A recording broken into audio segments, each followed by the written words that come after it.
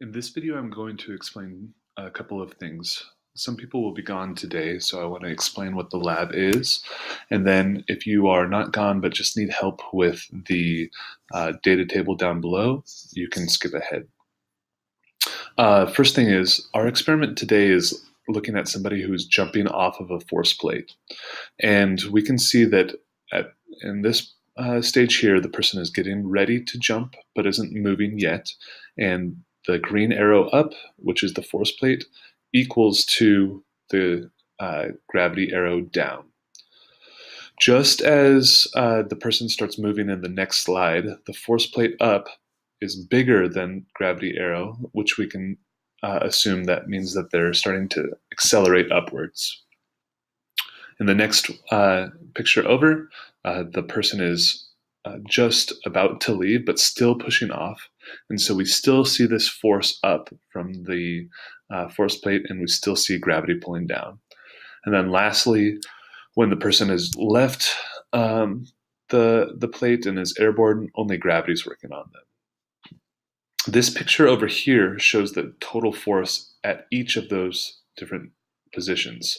So here the total force is 0, and that's 0 because the force plate up gets subtracted away from the gravity force down. In our next slide over, for the total force, we can see that it is smaller than the force plate, but it's still up because they're accelerating upwards. And you can see the difference here is because we have a force arrow up that is larger than the gravity pulling down. The same is true for the next one, where the total force is upwards because the force on the plate, the person pushing off, is bigger than gravity. And then lastly, we see that the total force is down when they're in the air because there's nothing to cancel out there. So when you are looking at this, when you're thinking about your research question, the first thing that you need to think about is, what is your research question and what controls do you need to think about? So if your research question A, unbalanced force, how does that total force affect the acceleration, versus B, which is how does the mass affect the acceleration?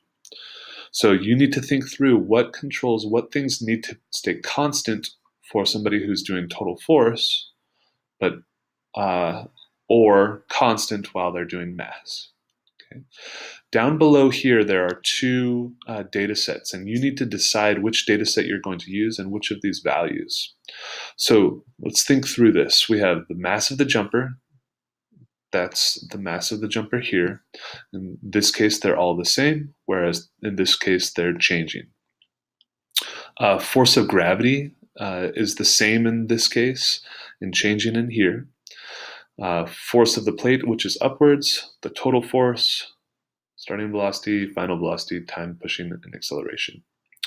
So the first thing we need to do is we need to fill out the yellow portions of this. And when we're looking at the yellow portions, we need to think through, how do we find this? So let's look down here to do that.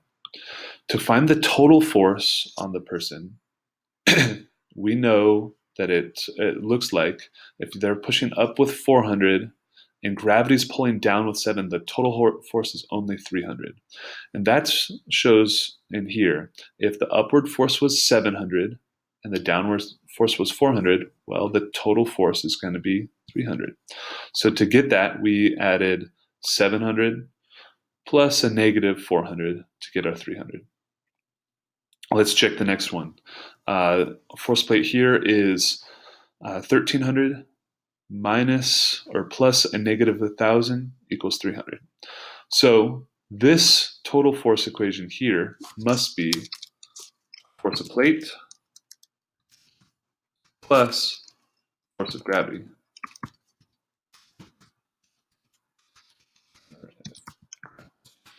Okay, and that's because that's negative already. So to program that in, I'm going to hit equal sign.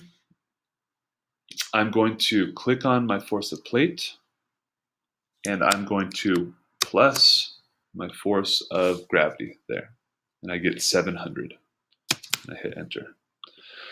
Remember to repeat a calculation. You could either rewrite the equation there or go to the bottom corner here, click and drag down, and it automatically repeats that calculation. The second one that we need to do is here, and the equation is in there already. V final means final velocity, V initial means initial velocity, and T is the time of pushing. I'm going to have you do this one. Don't forget to put parentheses in there.